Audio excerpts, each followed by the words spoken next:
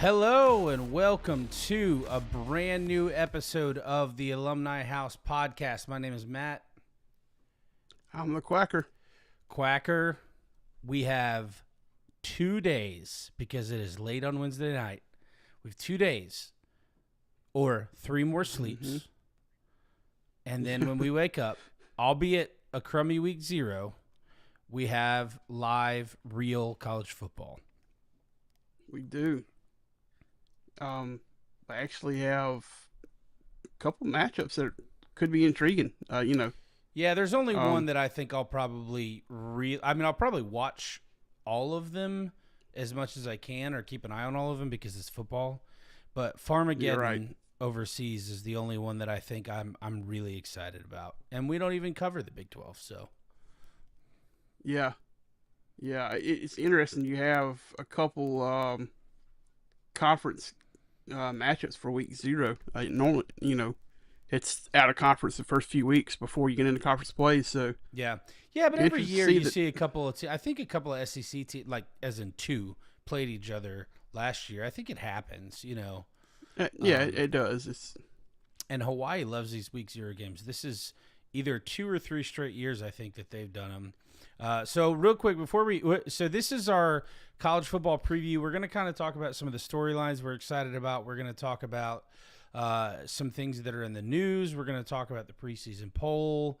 We're going to talk about the jam-packed week 1, but not in depth because we'll do that next week. But before we do any of that, let me just hit the rundown of Saturday's slate. So the first game of the day, and I'm not sure, well, actually I am sure why they did this. I was going to say I'm not sure why they scheduled this when they did, but then I remembered that it's in Europe, and that's why they did that. But the first game of the day is Iowa State at Kansas State, and that game will be at noon Eastern or 11 Central on ESPN. Top 25 matchup too. Yeah, and that's number 22 Iowa State and number 17 Kansas State. And I really like. We'll talk some more about this, but I really like the Ireland game. I hope that they continue to do that for a while. I know people don't love it. Here's the thing. I think they're doing it the right way. If you do it week 0, now I wish they would do it like on Thursday of week 0 to give the teams time to get back and get acclimated before they start their prep week.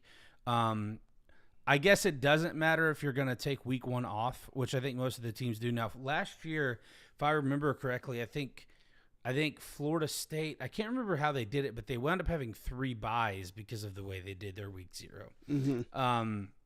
But anyway, so that's the first game. Then Idaho State is traveling to Las Vegas to play UNLV. That's at 4 Eastern or 3 Central. Dan Mullen's first game. Dan Mullen, is he the coach of one of those teams? UNLV. I didn't even know that. Yeah. That's crazy. And then that I don't have TV coverage for that, so that indicates to me this is probably regional. Fresno State is going to Kansas at 6:30 p.m. on Fox. Interesting to see Fox doing a not big noon kickoff game. And then Sam Houston going to Western Kentucky at 7 o'clock on the CBS Sports Network, 6 o'clock Central. And Stanford will travel to Hawaii and play at 7:30 on CBS and Paramount Plus. So that's not Stanford going to Hawaii, that'd kind of be equivalent to them playing a conference game, going across to the East Coast. So, right. I was, anytime a team has to travel to Hawaii, that's a long haul, but for, Stanford's about as close as you can get to Hawaii. Yeah.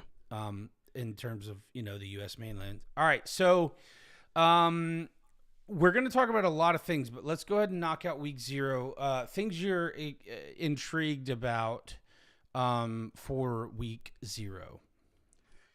Well, we'll start with a conference we cover, Conference USA. Sam Houston in Western Kentucky. It's been a year now, so it's kind of hard to remember all the stuff. But it seems like West Kentucky's pretty good last year. Sam Houston, I know they struggled pretty bad. Be interested to see any improvements that Sam Houston has made in the off season. If they got any transfers in, how the recruiting class has come together. In Western Kentucky, I mean, you just kind of, if you have followed Conference USA since they've been in there, they have been a pretty consistent program. So it'll be interesting to see if they can come out and get a week one win in conference, or a week zero win in your conference play. Start out 1-0 in the conference. That's, you can't start out much better than that. You already got a leg up on the rest of the conference by doing that. So I'm looking forward to seeing these two teams and how they match up. One game doesn't make or break your season, but it sure does help give a leg up. If you can start out with a win. Stanford, they struggled last year. Hawaii is, they're a program that they can kind of sneak up and win a game every now and then against a Power Four conference team. It'll be interesting to see if Stanford is on the way back up, or if they're kind of in that struggle area now. So I'm looking to see Stanford kind of bounce back. You had Jim Harbaugh, and then David. Oh, what was his name? I forget the coach's name now, but he was there for a long time after Harbaugh. I can see his face. Yeah. Gosh, why can't I think of his name? But he had a power program there. I don't think he's there anymore. But I mean, he was there in the David Shaw. Yep, I could see his face, and I could not remember his last name. He was there in the time that Andrew Luck was there. I don't remember if he was coach with head coach with Luck, or if he was just a coordinator. But I think he was Luck's coach, because he was there from 11 to 22. Okay, yeah. And I think Andrew Luck was around the time of Johnny Manziel, which would have been towards the beginning of David Shaw. I think it may have been a bridge type. I think Harbaugh started out as coach, and then Shaw may have finished, if I'm remembering right. But regardless, I mean, Shaw ran that power offense. He recruited Christian McCaffrey, and so many great players, and for so long Stanford was a bowl eligible team every year. They were going in and knocking off your Oregons and your USC's and UCLA's, and now they're kind of they're riding struggle bus right now. So it's be important for them to come out and get this week one win. Real quick, so I looked it up, and you were right. So this is shocking. Probably will even shock you. So he did play for both coaches, Harbaugh and Shaw. But here's what's weird. Andrew Luck. See, my timeline on him is all messed up because he retired early, like very early in his NFL career. But he was the quarterback from 2008 to 2011, which means he was there when Aaron Rodgers was like 2 years into the NFL or something like that, or 3 years, something like that. So that is crazy to me, because I thought he was like, he came out around 13 or 14, but shows what I know. As we go forward in time behind us compresses, and it all kind of jumbles up. So yeah, that one was really shocking though. Yeah. But I mean, I know toward the end of Shaw's career there at Stanford, it wasn't as good as it had been. But the Pac-12 was always good when Stanford was relevant. It's different now that they're in the ACC. Their first year in, and they struggled.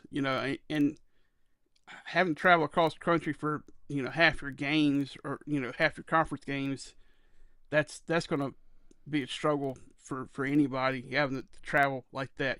But it'll be interesting to see if they can overcome that and kind of get back to some relevance in college football. Yeah. Well, I hope they do too, because I do think that this, they're a program that deserves it. I don't know if I'd go so far as to say that college football is better when Stanford's good, but I do think that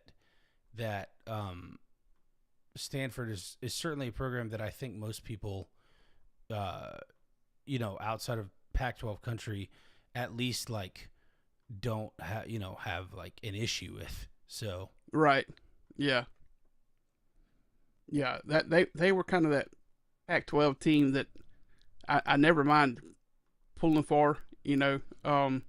Just because of the style of football they played, because they didn't play the typical West Coast offense. They played that old school, hard nosed football that I enjoy watching. And so especially when Shaw was there, so I always enjoyed watching them. And you always knew they were going to be physical. Like, just it didn't matter who they were playing. They imposed their will on other teams, and you don't see that out of them now. That's kind of transferred over to Utah, or at least it was for a few years there. But well, Utah took a step back this last year, but yeah, I still think that they're a really solid program. yeah. So, anything else from week 0 stand out to you? Well, obviously, we call it the Farmageddon, the Iowa Classic game, or I mean, Ireland Classic game, whatever they call it. That's gonna be a fun one to watch.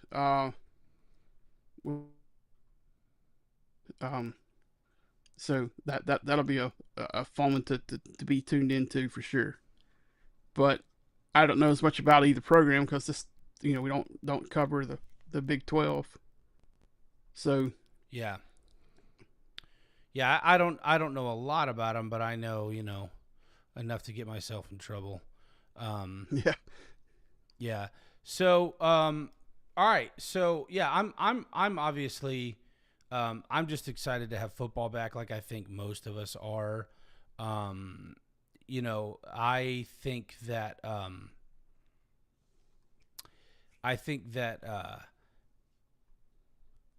sorry, my screen froze there for a second. Yeah, I think Farmageddon is going to be a big deal.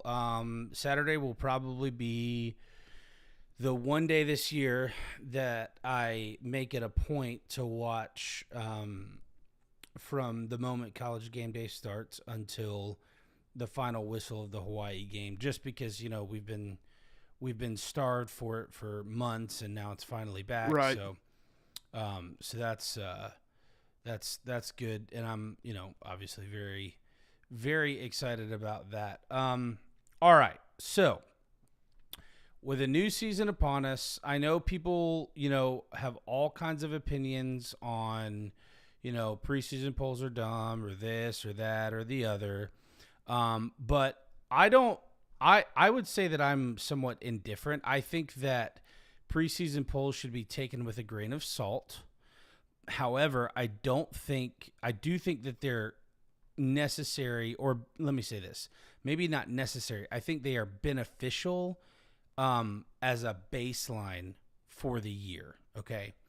And so from that standpoint, I am a proponent of preseason polls. Now, when I say that I think they're beneficial, that doesn't mean that I think they're awesome. I just think that you have to have somewhere. You got to start somewhere, Right. And so, to me, I think that's a good place to start.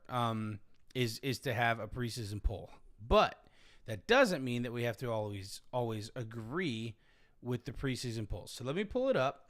We're going to talk about, and we're just going to talk about the AP. We're not going to talk about anything else. And I tried to find, I couldn't find it because I didn't have enough time once I thought to actually do it. But I tried to find we put together a way too early poll that was based on, it was a composite poll of a bunch of other folks' polls. And So I kind of was kicking myself because I wish I had that available, but that's okay. So we'll go through this and then we'll talk about it. So starting off at number 1, here's the top 5: Texas, Penn State, Ohio State, Clemson, Georgia. And then at 6, Notre Dame, Oregon, Alabama, LSU, Miami. 11 is Arizona State, Illinois, South Carolina, Michigan, and Florida. At 16, you have Southern Methodist, Kansas State, Oklahoma, Texas A&M, Indiana. At 21, we have Ole Miss.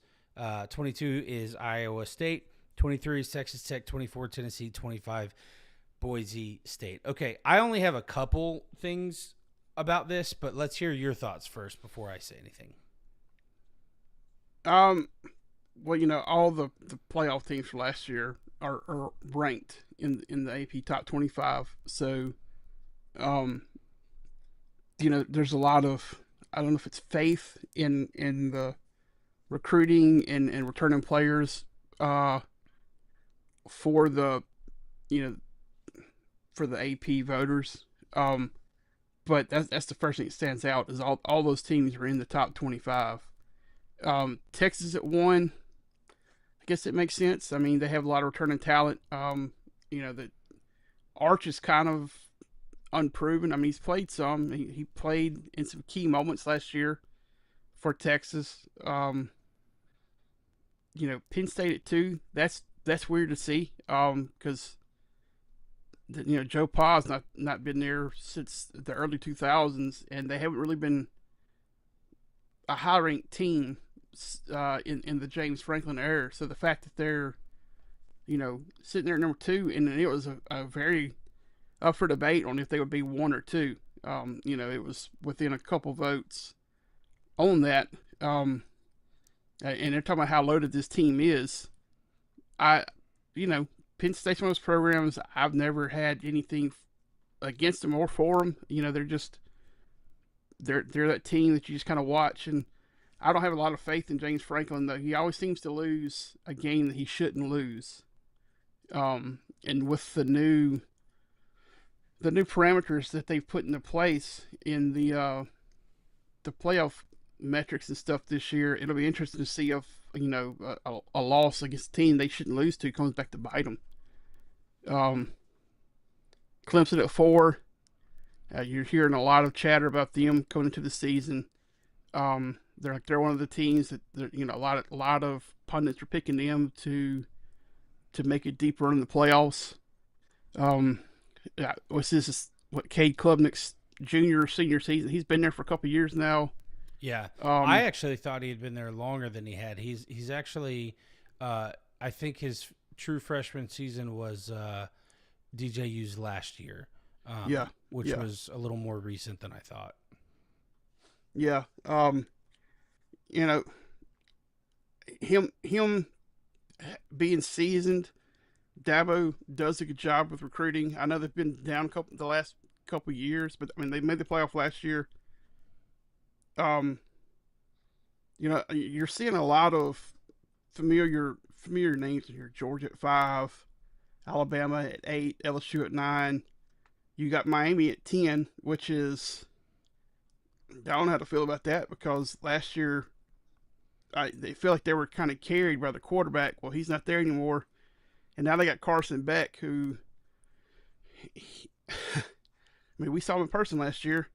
If he doesn't have great receivers around him, he tries to do too much himself and creates a lot of turnovers for the other team's defense. I mean, we saw him throw, 4 interceptions against Florida last year in the I think Georgia. I think he threw 2, but they were like on back-to-back possessions or something like that. And I don't think they were they were ill-advised throws. So go ahead and finish yours, and then I'll jump in, because I was going to speak about Miami a little bit too. Yeah, I mean, you got to rank them somewhere. I don't know if 10 is worthy. South Carolina being in the top 15, that feels appropriate for the way the season last year. I mean, they were a really good program last year. They were right there on the cusp of being a playoff team. I mean, they were really close, and they've got a lot of returning talent. Shane Beamer's feels like he's really building something there, and that's fun to see. South Carolina hasn't had a whole lot to really cheer about in their program, history. They had the Lou Holtz years that led into the Spurrier years, and by the time Spurrier left, the program kind of just fell apart. And so they got Beamer in there, and he's doing it right. He's building the right way. So it's good to see them finally, starting to really kind of maybe take it to another level. Seeing Tennessee at 24, that may be a little surprising. I know they got a new quarterback that's going to have to break in this year. But I saw where Nico is not going to be starting quarterback for UCLA this year, so he kind of did himself wrong leaving. He was a guaranteed starter if he had just stayed at Tennessee, but that's that's about all I have on the top 25. Okay.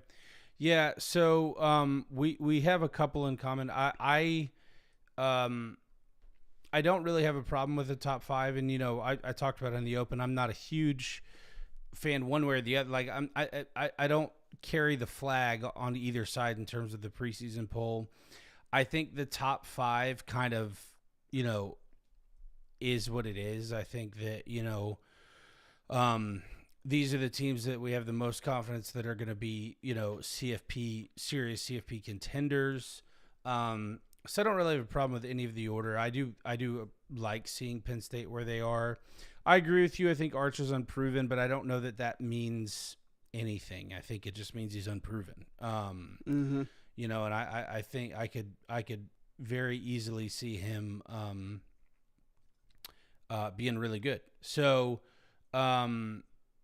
yeah, I don't have too much issue with the top 5, really, for that matter, all the way down through the top 9. And really, I think you could put those in a bunch of different orders. Arizona State, I get. Illinois, I kind of get. South Carolina, I think, should be higher based on just preseason prognosis. Miami, though, I totally agree with you. I think that Miami was a, almost playoff team last year, and I think they're slightly worse this year than they were last year. And so I was pretty surprised to see them at 10. I would have put them about 17.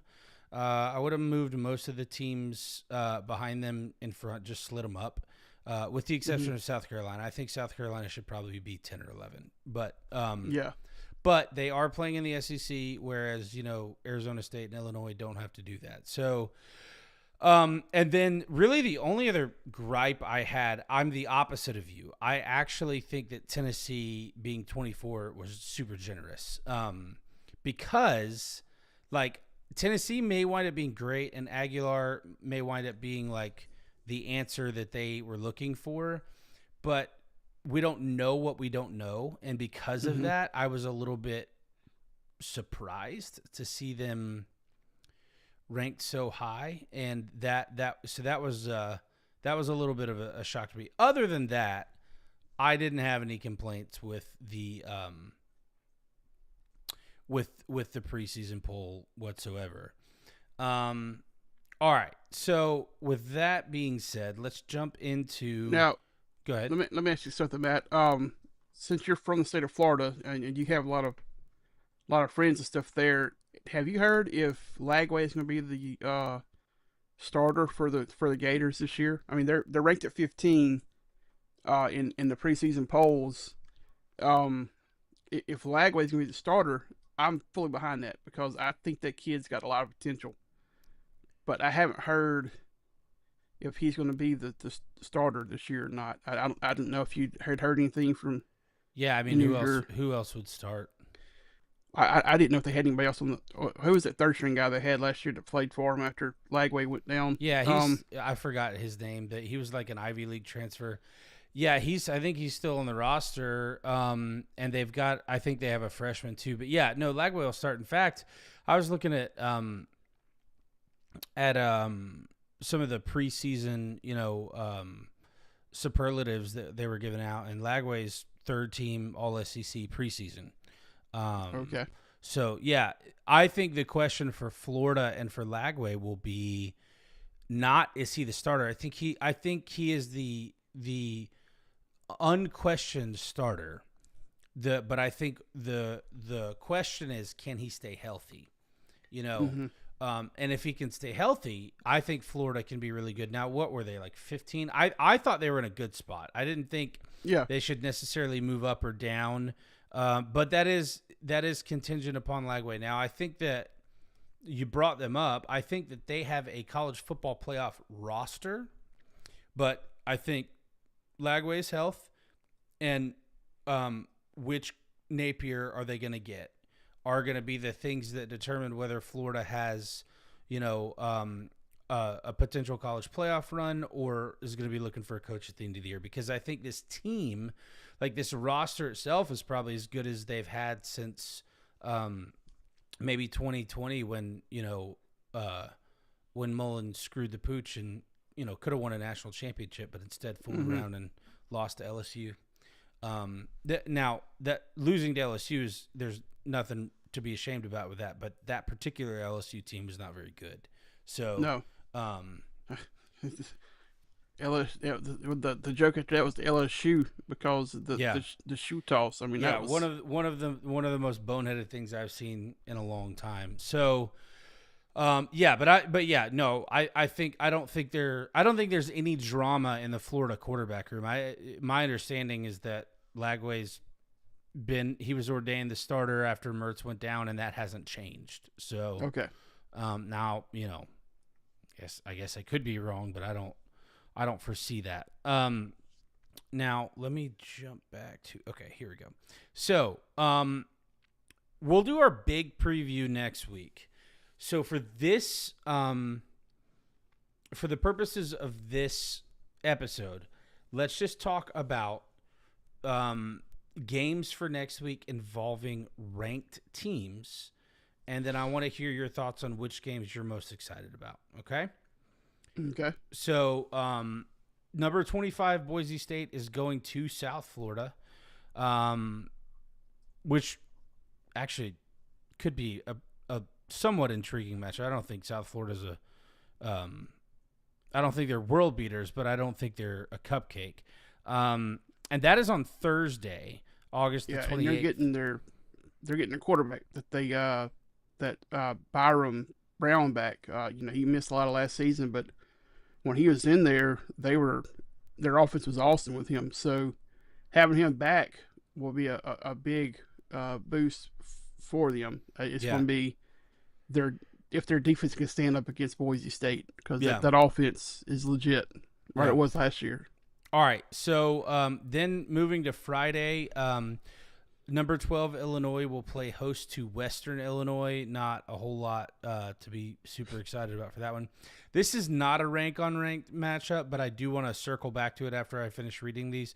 Another game on Friday that I think is compelling is, there's two on Friday.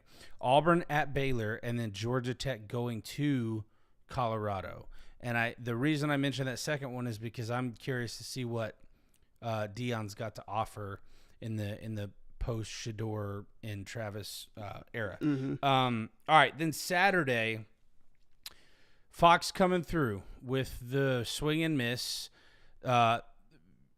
Arguably the biggest game of the day. There's another one we'll talk about in a minute that's also very, very big. But arguably the biggest game of the day, number 1 Texas at number 3 Ohio State, is at noon. So thank you for that, Fox. We really appreciate you doing that. But anyway. Means I won't get to see that one because I'll be at the Southern Miss Mississippi State game. Yeah, I understand Fox wanting to do that and like separate themselves and not compete with like the big big ABC night window or the big CBS afternoon window, but it's just, it takes the win. I don't think the players like it. I don't think the coaches like it. I don't think the fans like it. It's just annoying, but it is what it is. Syracuse is going to number 24 Tennessee. That's at noon on ABC. And another one I'll mention just because it's in-state and we've got connections to both of these schools. Mississippi State is going to Hattiesburg to play Southern Miss, and that's the game Quacker was just talking about. That he will be live and in person. All right. By the way, Southern, do they have any special uniforms this year? Or they just going standard black they on haven't white or whatever? They haven't really released anything yet. I think they have some stuff cooking up. Okay. Yeah, normally I think teams normally release it. So today's the 20th, and I feel like this 10-day window that we just started today is kind of when teams start doing that. Like I think normally, between the 20th and 30th, you get a lot of that stuff. So yeah. Old Dominion is traveling to Indiana, number 20 Indiana.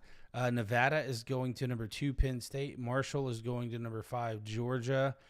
Alabama is traveling to Tallahassee to the newly renovated Doak Campbell Stadium. Be interested to see. Still doesn't have the surface. I saw a picture today, and they still don't have the side down for the field. Yeah, it's still just a big brown square. Yeah, but I don't rectangle. I don't know that that's super uncommon. Like in preseason, but nowadays everybody's got a camera in their pocket, so you can make a story out of anything. Unless there is a story to it. But I feel like a lot of times, like if you're getting resurfaced, like it's not unheard of for colleges to get resurfaced, like in the period of a week during the season, Yeah. Yeah, and they kind of had a major renovation they were doing inside. Yeah, I don't know what all they did, so. but they did have a bunch of stuff because I remember last year at the end of the year they were already starting it. South Dakota is going to Iowa State, who will already have a game under their belt at that point. And then Montana State is going to Oregon. Let me see. Illinois State is going to number 18 Oklahoma. And Long Island will be in Gainesville to play number 15 Florida. Man, a bunch of these ranked teams are playing cupcakes. North Dakota is going to number 17 Kansas State. Texas San Antonio is going to A&M. A&M better be on their P's and Q's in that one. I think they will be. I think under Elko, I think that it's been a little bit more consistent. All right, so moving into the night games that matter. I've already covered a few of the night games, but night games that are actually relevant, I'll tell you what. So I'm going to come back to the one that starts at 7:30 because we'll probably talk about that one a lot. So New Mexico is going to Ann Arbor to play number 14 Michigan. Arkansas Pine Bluff is going to number 23 Texas Tech. Georgia State is traveling to Oxford to play number 21 Ole Miss. Is that it on the ranked games for Saturday? East Texas A&M is going to Southern Methodist. So, all right, never even heard of that school. And then Northern Arizona is going to Arizona State. All right, and yes, just so if you are paying attention, I did skip a game, but I did that on purpose. So we're going to circle back to that one. Virginia Tech on Sunday is going to number 13 South Carolina. That's at 3 p.m. Eastern on ESPN. Number 6 Notre Dame is going to number 10 Miami. That's at 7:30 on ABC. So Sunday's slate is nice because you have two games kind of in your NFL type window. And they're both, 3 of the 4 teams are ranked. But I would like to think that Virginia Tech, will be better than they were last year. And then Monday, not a ranked matchup, but Texas Christian is going to Chapel Hill. And do you know what that means? We're going to get our first look at Bill Belichick, the college coach. Interested to see. I want him to do good because I love him as a personality, and I think it's awesome when he's like in the game. But as a coach. As a TV personality, I thought he was funny, but what I really liked about him, like I thought he was too funny because he always made me laugh and made me like him as an analyst. But what made me like him as a coach is he was just a jerk. But he was a jerk who did not care what other people thought. So I'm looking forward to seeing that side of him again. So that's why I mentioned the game on Monday. But other than that storyline, that's not, a game that really is going to move the needle for, I think, a lot of people. All right, so the game that I skipped, and I probably should have skipped Ohio State and Texas too, but I skipped when I said that Ohio State and Texas was arguably the biggest game on Saturday, there's another game happening in the South Carolina upstate at 7:30 p.m., and that is number 9 LSU coming from the real Death Valley to play on the fake Death Valley, number 4 Clemson. And no, I am not an LSU fan, just in case any of you are wondering. But I have family who has lived in and are, just Louisiana in general fans. But also,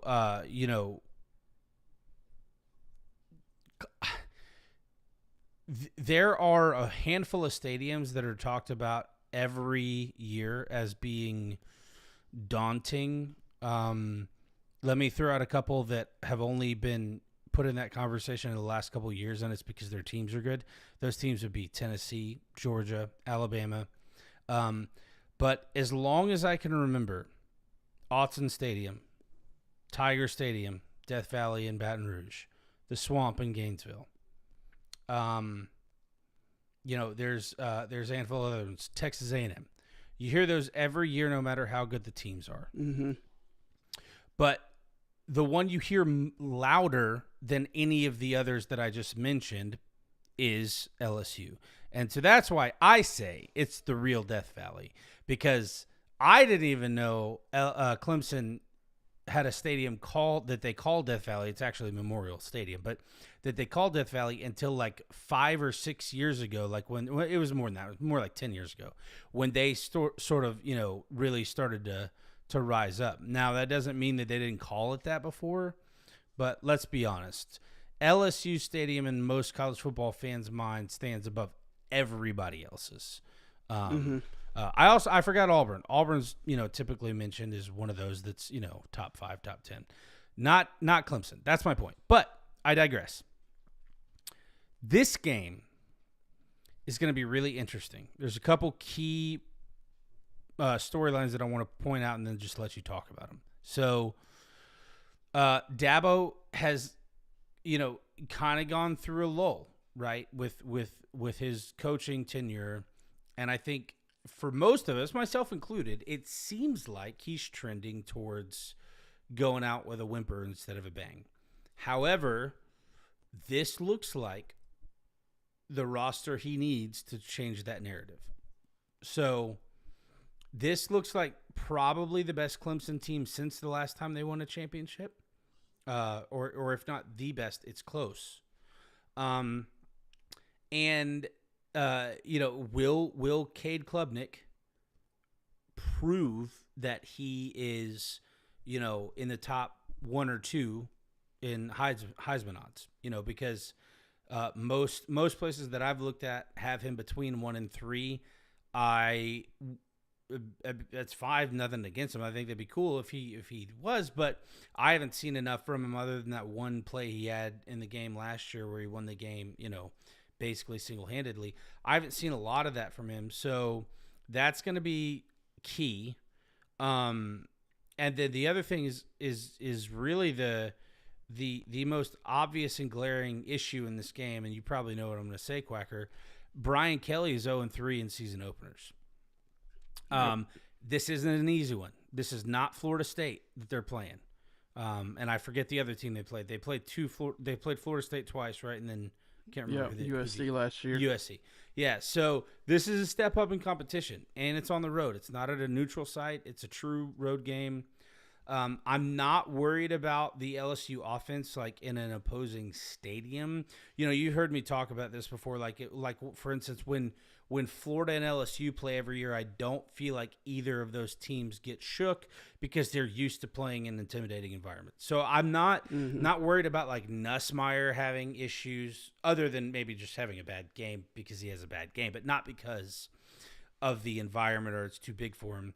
But this is a big game for Brian Kelly because the thing is, if they go 11-1, but their one loss is to Clemson on the road, I know a few LSU fans that are not going to be happy. Now to his credit, they've played 4 big time programs in the 4 years that he's been the head coach, but I don't think you could even begin to argue that any of these teams outside of Clemson, any of the other 3 teams that they played were big time teams within those big time programs. They were, Florida State 2 years ago. Yeah. But that's it. That's it. Because 3 years ago, Florida State was, sorry, my dog just made a big noise in my kitchen. Yeah. So Florida State 2 years ago, I didn't think about that. That was the infamous 13-0 team that didn't make the playoffs. So, all right, take that one off the board, and it was neutral site, but still 0-3. So from those storylines, like, what do you think the biggest deals are? What are you looking forward to seeing in this game? Can Brian Kelly finally win an opening game? Because, they've all been against quality opponents. He hasn't opened up like so many teams do with a directional U, from 1 AAA. This is big time opponents they're playing. And, while you don't have preseason like you do in the NFL, so you don't have that ramp up time, these games can matter coming down the stretch. They can matter, in the playoff committee meetings and stuff like that. If it's a close loss, and all the law, I think all but one of the losses have been close. I think that excuse me, that 13-0 Florida State team, I think they kind of put it on LSU in that one. Yeah, but the other 2 games were marred with coaching errors. Yeah, they were. In fact, that one was marred too. But it was enough margin of victory for Florida State that you were like, well, that was a really good team. Like, you just didn't know it at the time. Yeah. Well, I want to say this for not to interrupt, but so, wow, I just totally lost my train of thought. You said something. You brought something up that I thought was important, and then I just lost it. So if it comes back to me, I'll let you know. Okay. And another thing is, Garrett Nussmeier is being mentioned as a Heisman frontrunner in a lot of circles. Mm-hmm. So you really have kind of 2, early season Heisman. I'm not gonna say frontrunners for both of them, but they're both at least being mentioned in the Heisman conversation early on. Well, so it's funny. I've seen Klubnik way more than I've seen Nussmeier in the top 2, but the reason I didn't mention Nussmeier is because as long as he gets his interceptions under control, he's going to be in New York. So that's like, I'm not really worried about Garrett Nussmeier. Now, any quarterback can have a bad game, but I don't think this game matters for Nuss's Heisman campaign or for his season nearly as much as it does for Klubnik. Because now Klubnik has, from everything I've seen, he's like between 1 and 3 in basically every Heisman odds thing I've seen. Where I've seen Nussmeier from anywhere from like 2 to 6, which it is what it is. But yeah, so I think Nussmeier has less to prove in this game than Klubnik does. Yeah, if trends continue like they've been going. In Burrow's second season at LSU, he won the Heisman. Of course, he won the national championship. In Jaden Daniels' second season at LSU, he won the Heisman. This is Nuss's second season as a starter. So if the progression continues like it's been going with these other, really talented guys, this could be the season where he breaks out. I mean, LSU's being talked about as a roster wise. They have the talent to win national championships this year. They have a deep receiving roster. The backfield is deep. Of course, you have Nuss. The offensive line's a question because they lost so much off the offensive line last year. But from everything I'm hearing, the offensive line should be good. Defense has been a problem. Last year they improved some, especially later in the season. They seem to get better. Second season for Blake. I forget his last name. That's I was from Missouri. Yeah, I was gonna mention that the defense that's gonna be a question mark, and I remember what I was gonna say. So you mentioned that you don't have the ramp up like you do in the NFL, which is true, but every team in Division I gets 30 days of fall camp. So they all have the same. Like, you can start exactly 30 days, I think, before your first game. Or maybe it's 31 because there's an off day or something like that. But so while I agree with you, Florida State and USC didn't have that benefit either, No, so, they didn't. Yeah. But that's on Brian Kelly. I'm not blaming like LSU for that. But I think Brian Kelly has got to show that he can, like you said, improve the defense and have his team prepared, because that's his job, is to have him prepared. So they I'm intrigued by that game. I think that one's going to be really good. Boy, I'll tell you what, the more we talk about LSU, the more excited I am about their game in 2 weeks, because 2 weeks from then they play Florida in Baton Rouge. And man, if that's not going to be a good game, because I think Florida's roster, along with South Carolina's, I think both of those teams have the potential to be 10 or 11 win teams. But the problem that Florida and South Carolina will both face is their schedule. So we lost Quacker. Let me see if I can get him back, because I know you guys don't want to talk to me nonstop. Oh, there he comes. There he is. We lost you, man. I was just talking away, and you just disappeared.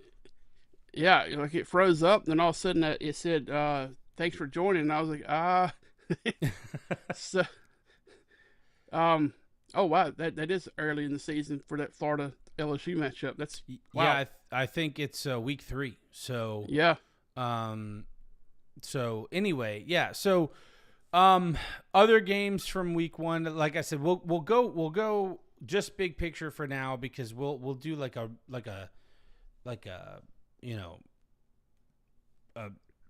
real, I'm losing my words, but we'll do a an actual preview next week. But big picture for week 1, whether it's one of the Sunday games or Texas Ohio State, maybe jump to a team we don't cover a lot. I know for me, Virginia Tech coming to South Carolina is cool, because obviously, Frank Beamer was at Virginia Tech forever and made that program. Shane Beamer played it. Yep, and was an assistant for his dad, and now is the head coach at South Carolina, and his dad's old team is coming. So that's interesting. I like that it's at 3:00. I'm not gonna lie. I don't have a dog in the fight for this game, but I only live an hour away from Columbia. I really wanted to go to this game, but it just wasn't in the cards for me. Right. By the way, the LSU defensive coordinator is Blake Baker. That's his full name. Well, they were definitely better than 2 years ago, but I still don't. Okay. As a non-LSU fan, I can say that I know that they're still not living up to the standard of what LSU's used to. So I think that, if they continue to improve, great. If they don't, there's going to be trouble in the swamplands. Yeah, his track record is always his second season is better than the first. So yeah, we'll see. The Alabama Florida State matchup on that Saturday. That could be an interesting one. Alabama's got a brand new starting quarterback. Florida State pretty much a brand new roster. And coming off a disaster from last season. Can Florida State bounce back, or does Alabama just come to the Doak and just squash them? It's I'm glad you brought that one up because that one is one of the most intriguing games to me because it's like you said, is Florida State going to be vastly improved over last year? Probably. But the question is, are they going to be a 6 or 7 win team, which is kind of where I think they're going to be? Or are they going to be, a 7, 8, 9, 10 win team? Because obviously they were not as bad as 2-10, but they just kept taking hits and they just, I think that they lost the team before September was over. yeah, But the other question and the thing that plays into this being so intriguing for me is I know a lot of people expect Alabama to either take a step back or be like they were last year. But the reality is, if you're not an Alabama fan and you just step back and look at it, there's nothing wrong with what happened last year. Yeah, you lost to Vandy. Get over it. It happens. You lost the greatest coach who's ever coached in this sport. You got the very best candidate possible, in my opinion. He's got a different philosophy. He had to deal with transfers. He had to deal with a new conference, everything, new recruiting map. So, in my opinion, I actually think Kalen DeBoer is going to have a powerhouse of a team this year. Now, does that mean I think they're going to win the national title? No, I don't think I'm ready to say that. But I think they're going to take a pretty big leap forward. Now, what if I'm wrong? What if they do either stay the same or take a step backwards? That's when this game gets really interesting because we don't know what's going to happen with Florida State. I have a feeling I know what's going to happen with Alabama, but I could be wrong because, as you said, new starting quarterback. There are some unknowns there. So that's a game I think that maybe at the top of my list or right near the top of my list because it's there's so many unknowns. yeah, yeah. That's going to be an interesting early season matchup there for both teams, and it could tell us a little more about their season or seasons than the LSU Clemson game could, because you kind of have some knowns there. No, so I think LSU, Clemson, and Ohio State, Texas. I think with the exception of if one or both of them are blowouts, one way or the other. If they're both like 10 points or less, I don't think either loser drops a ton. Like for instance, if LSU goes to Clemson and loses by 3, I think LSU probably either stays at 9 or maybe moves to 10, something like that. Same thing for Texas. If they go into the horseshoe and lose a close game, maybe they flip flop. Maybe Ohio State's 1, Penn State's 2, Texas is 3, something like that. But I think that, I think you're right. I think that game is going to have a bigger implication on the season than LSU Clemson or Ohio State Texas, because I think unless they're blowouts. If either one of those games wind up being blowouts, that's not good news for the loser. But it's not a death sentence, but it's not good news. Yeah.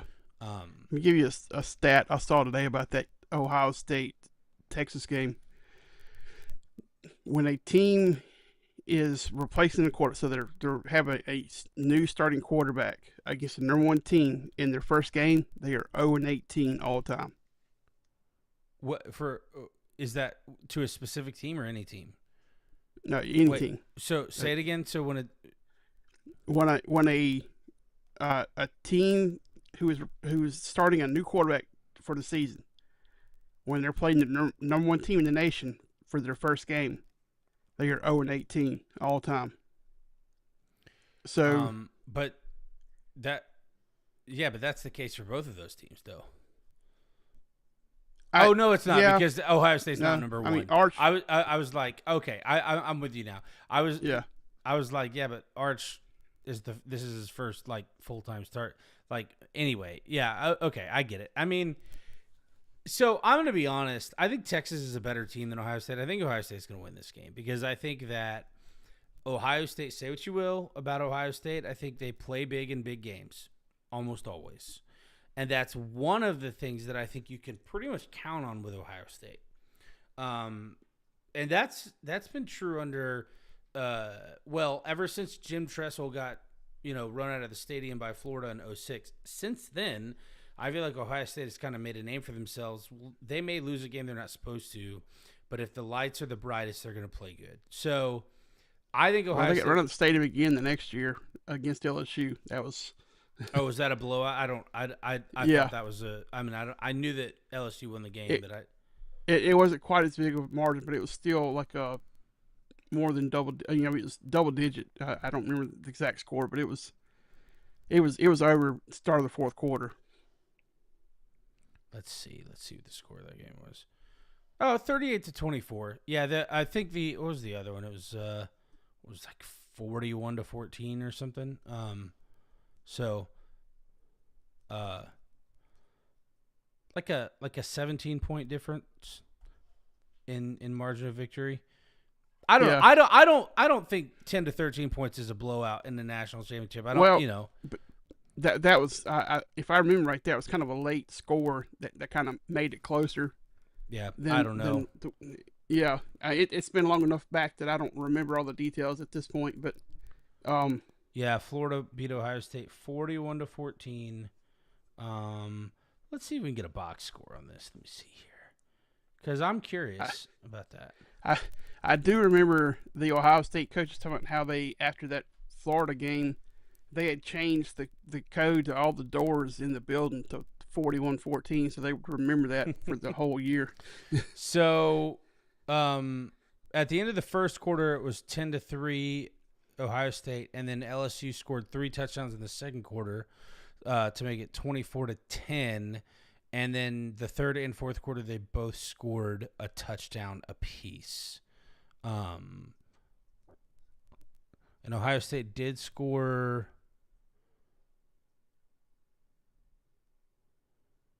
So they both scored late. So LSU scored a touchdown to go up 38-17 with 1:50 left, and Ohio State scored a touchdown with 1:13 left. So any way you look at it, it's still 13-point margin. So they both scored in the final 2 minutes of the game. Right. But my point is, though, I mean, and I think that was still Jim Tressel. So my point is, since then, I feel like they've sort of, made a name for themselves. But all right. So let's go ahead and get out of here on that. It's going to be an exciting season. Next week we'll probably have some things, maybe some predictions. Maybe we'll shoot our shot for national title, Heisman, a couple of those things. Maybe we haven't talked about this, but maybe we'll do like a preliminary playoff bracket or something like that.